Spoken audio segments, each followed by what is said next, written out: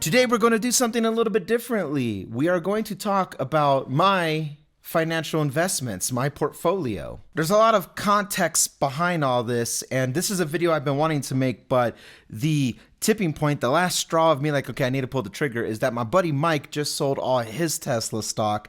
And I was like, dude, congratulations on all those wins you just took. And then he made a very honest comment to me. He said, yeah, now I don't really know what to do with my money. I don't know how to invest like that. And I've been asked so many times over the years, especially within this year, how should I invest, Randy? What should I do? Where should I put my money? Well, I am not a financial advisor. I am not trained in any of this. I have just had a routine that worked for me, and I'm not giving financial advice, so don't sue me, okay? But what I can do is tell you my journey, give you my experience, and show you literally what I've done, what I'm doing, and what I'm going to do going forward.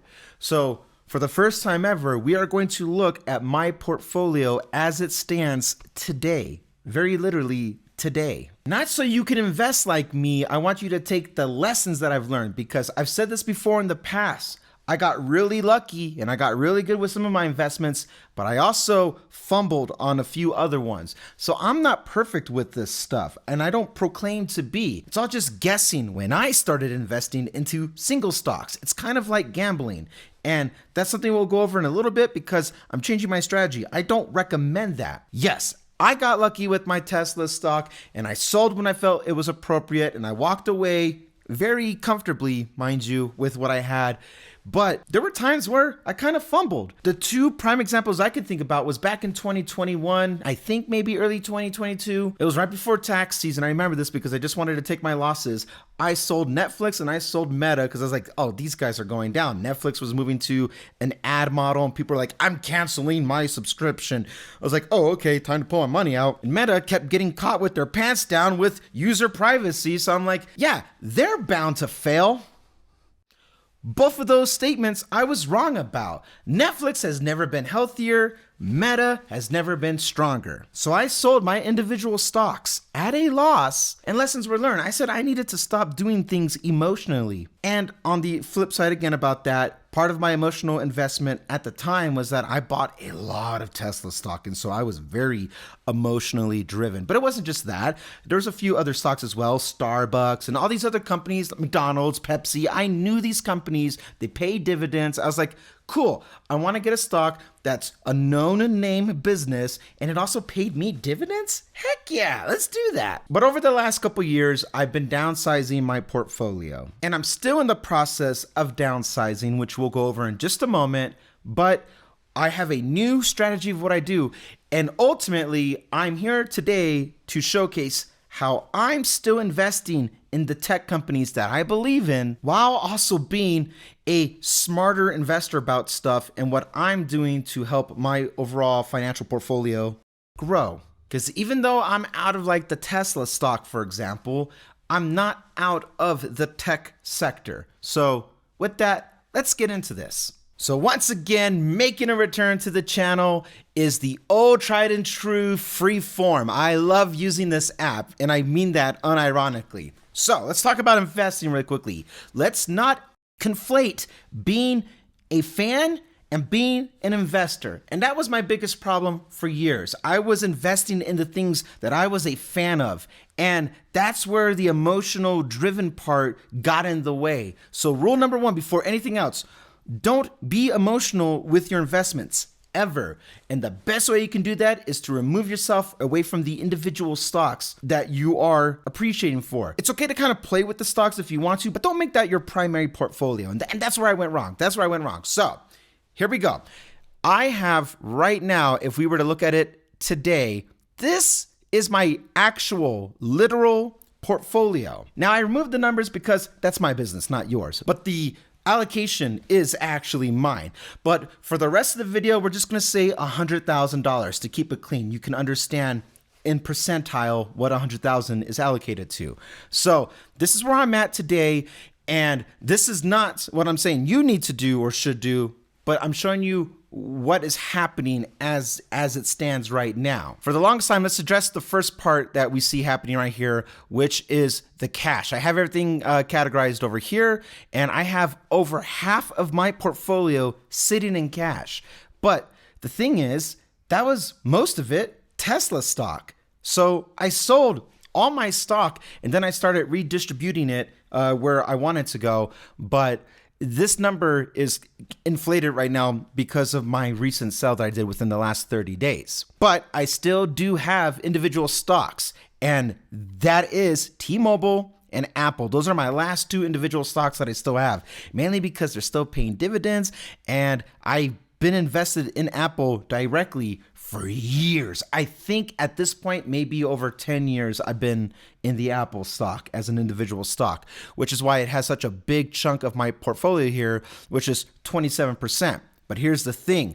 I am in the process of downscaling all of that because I don't want to be emotionally invested into the stuff that I'm a customer of. I use T-Mobile as my carrier for my cell phone plan, and I use obviously Apple for all of this.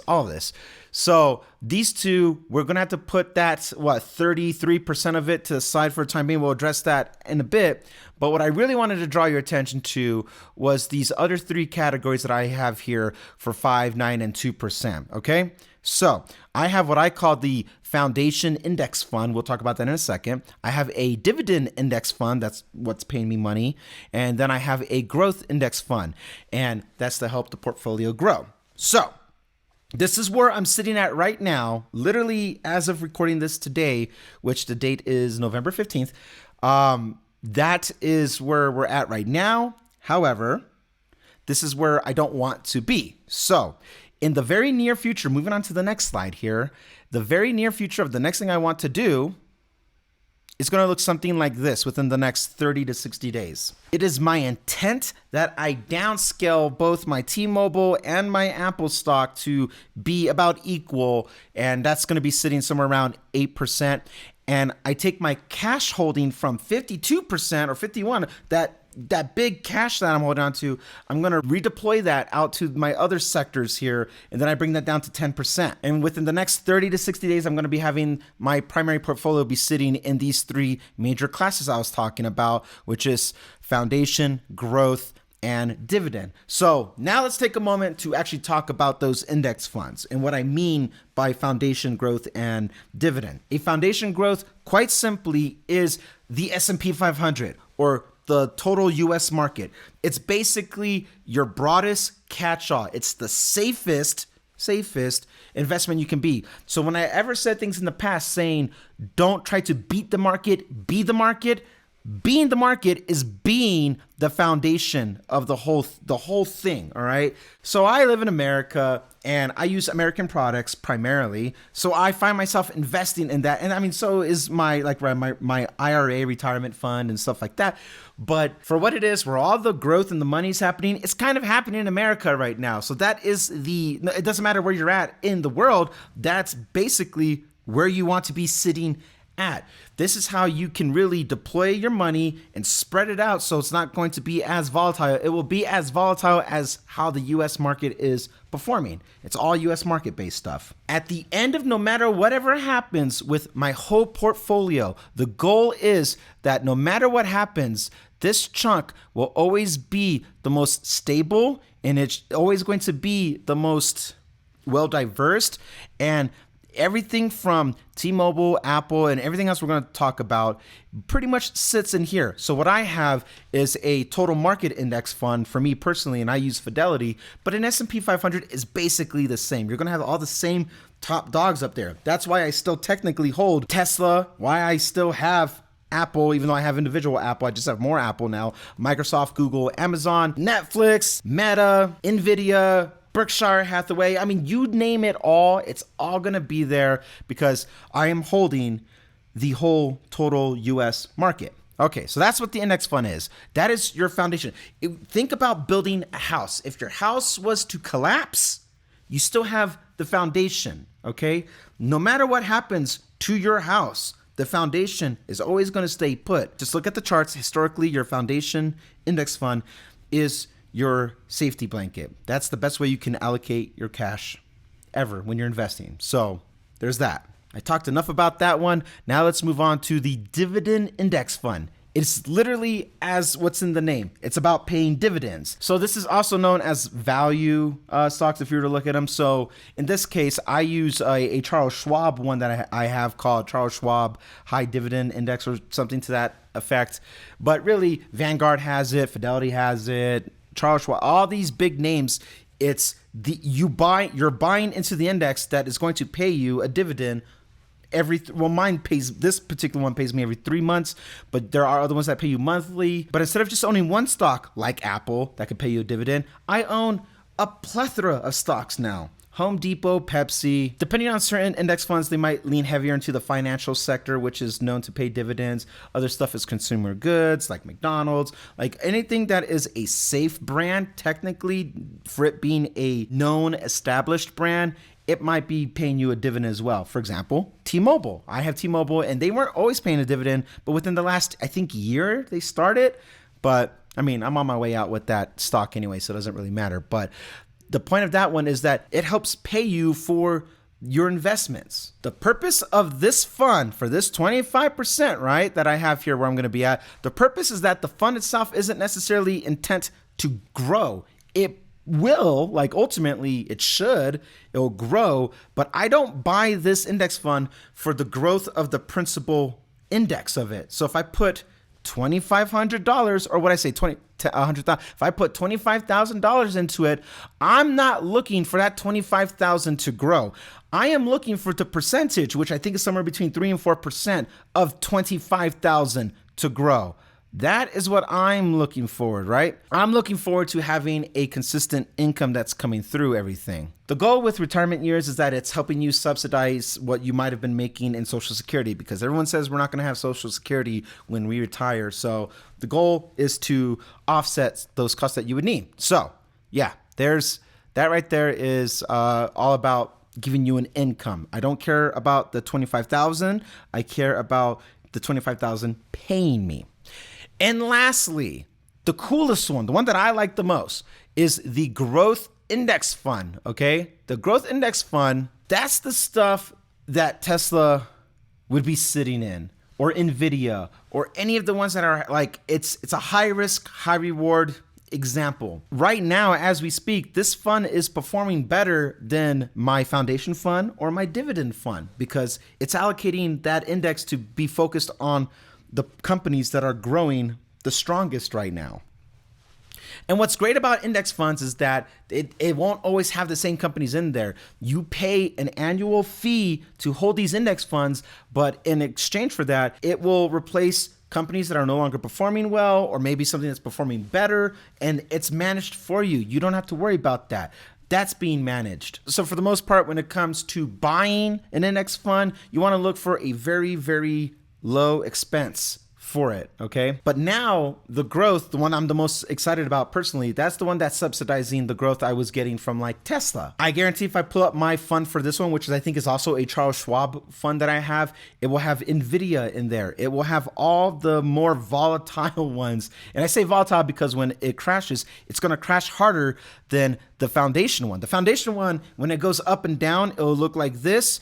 And the growth one is gonna be more amplified. So when it goes up, it's really going to go up. But inevitably, when it goes down, it's really going to go down. But the goal, obviously, is that in a long term, 10 to 20 or 30 years from now, it's on the up and up. And hopefully, you make more money off of that growth fund. That one is literally the opposite of what I'm trying to have the dividend index fund do.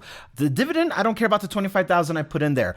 But the growth fund, I heavily care about the $25,000 that's in there. I want that thing to grow astronomically, because when it goes low, and it will go low eventually, I won't feel so weird about it because my foundation fund will pretty much stabilize everything else for what it is. When you have high growth in stocks, that's when dividends don't perform as well. And that's just the nature of how these things work. But likewise, when the market is down and say like the growth index fund is down, that's when the dividend fund actually starts performing a lot better for you. So it's to remove any emotional fear that you have during the years where you're like, oh, my portfolio isn't looking good. It doesn't matter. But now let's talk about what this has to do with tech. When we look over here, breaking it down, here is the important factors you need to consider. I purposely balanced my Apple and my T-Mobile because I don't want to sell them all at once. I'm slowly selling those stocks over a course of a couple months. So it's going to balance itself out. But what I'm going to do is when I take those funds that I sell, I am redeploying them to the growth index fund. Now within that category, what I have called a growth index fund, there are different sectors. And for me personally, and I didn't put it in the chart here, for me personally, I have a growth index fund, which covers all sectors of the market. But within the 25% here, if you take half of that, so say 17.5%, I have technically a Vanguard Tech growth index fund that's going on in there as well.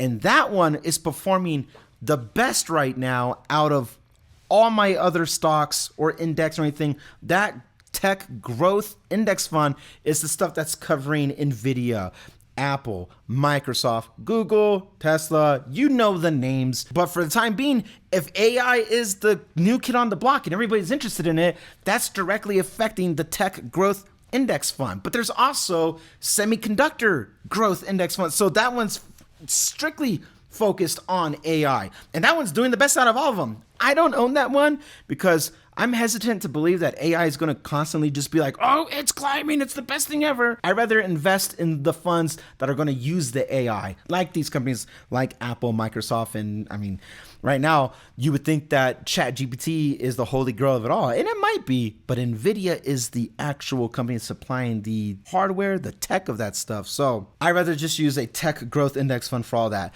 So out of the whole portfolio, cut this one in half, and half of that is my tech, and the other half is for everything else. That's me diversifying. So me doing 3/4 of my portfolio is really just staying within those sectors. So if you want it personally, if you wanted to do other index funds that have to pay other types of dividends, just be sure to stay within your category. Don't overexpose yourself. The whole point of all this is whatever you do, just don't be overexposed. Don't put yourself in a spot where you start feeling emotionally affected by what's happening to the stock. If you feel emotionally affected, that's when you know you have too much in it and you should redeploy some of that cash. Likewise with the foundation, realistically with the foundation, you should probably just have the one, which maybe is like S&P 500 or total US market. Just let that sit and be your foundation of the whole thing. The stronger the foundation, the better off you are. So I won't own anything more than an S&P 500, but within my sector for dividends, I can probably try stuff that pays financial dividends like JP Morgan Chase or any of these guys that are financial institutions. Those ones are pretty good. Or other ones that are more consumer goods, Home Depot, McDonald's, Pepsi. And same thing with the growth.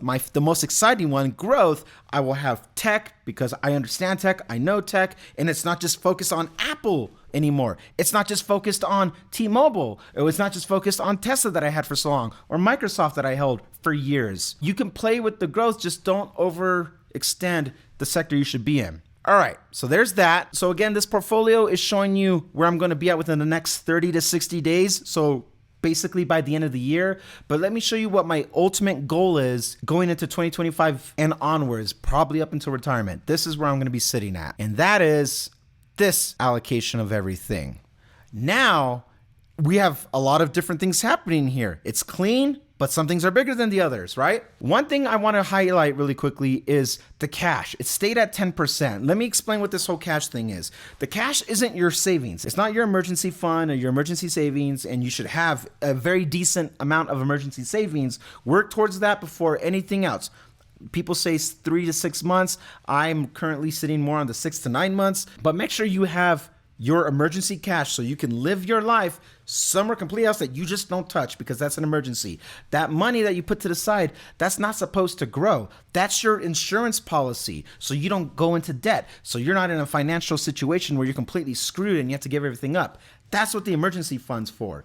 Now, in the portfolio side of things, this cash right here, 10% is where I'm sitting at comfortably, where I want to have it ready to deploy at any point.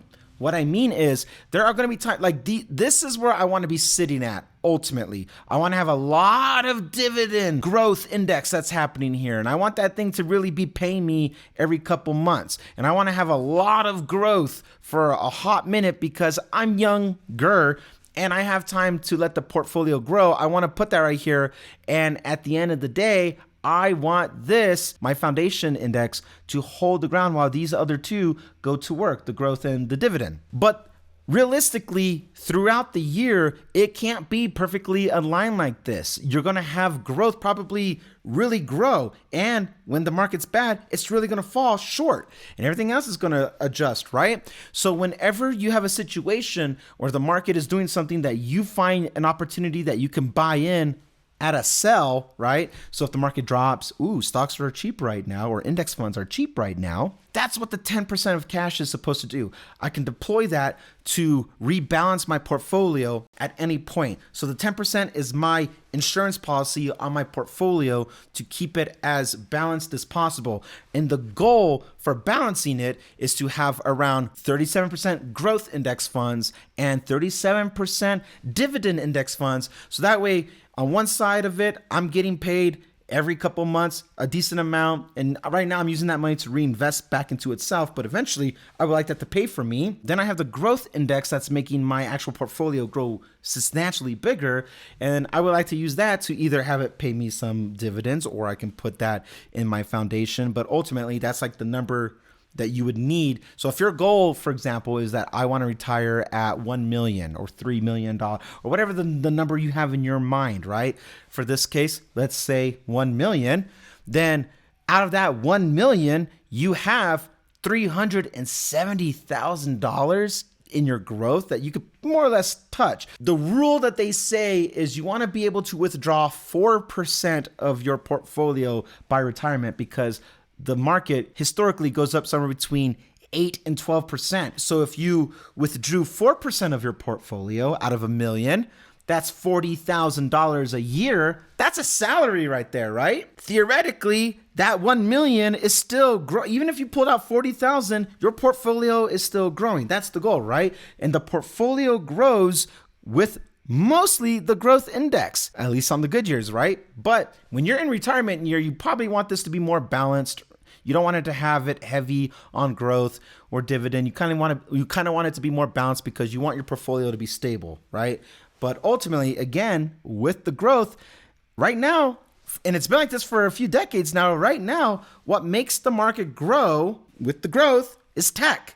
So when I say I'm investing in tech, this is what I mean. Literally, this is what I mean. I'm in the growth index funds because it's basically tech anyway. Now I'm emotionally removed. I don't care what Tesla's doing. I don't care if Apple's having a good year or a bad year. I don't care what ChatGPT is doing. I don't care what Microsoft is doing. I don't care what Amazon is doing, Google is doing. Right now, Meta can steal my data or not steal my data. They can get hit with these lawsuits. It doesn't matter because the portfolio itself with the index funds, it will balance itself if something was to fall off. If it falls off, they remove it and they replace it with something else, right? That's how that's going to work. And I don't got to deal with it. My investment strategy is to be as hands-off as possible now while still reaping the benefits.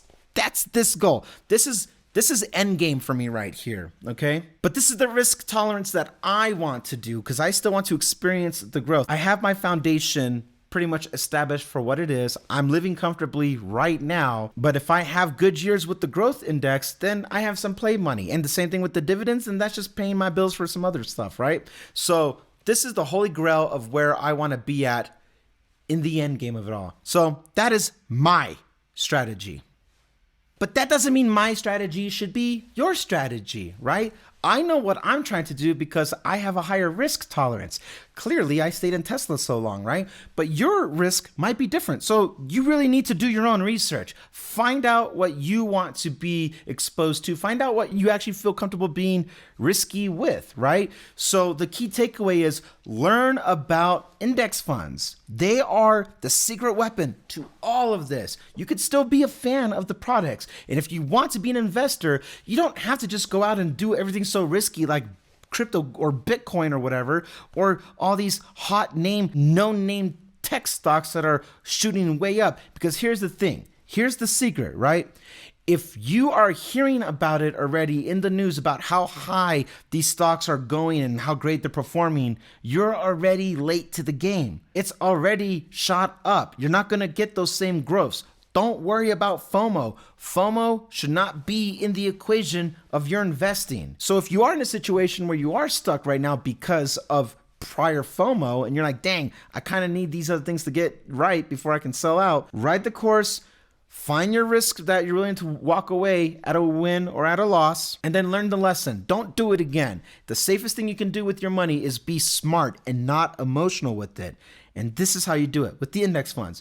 And you can still say, I'm supporting the companies I believe in, like the tech stuff, because it's all there, right? They're the top 500. They're the top 5 companies.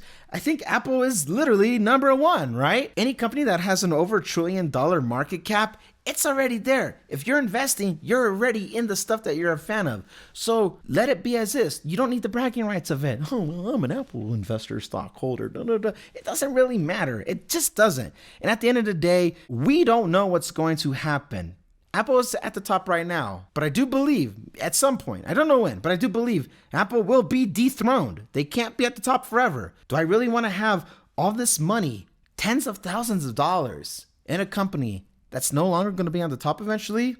Nah, I'm going to let the index funds take care of that for me. Because then when Apple gets replaced by something else, you don't feel the hit for that. It's adjusting. So let that be your lesson. Mike, I hope you learned something from this video. This was a very hyper-specific video. So if you have any other questions, man, let me know. And to anybody else, I hope you learned something. This is not a new strategy of what I'm doing. It's the new kind of strategy I've been seeing floating around out there online, but I've tried it for most of 2024 now, and it works. It is a good strategy, but this is just what works for me. It might not work for you. Don't take my advice. I don't know what the hell I'm talking about. I was wrong about Meta.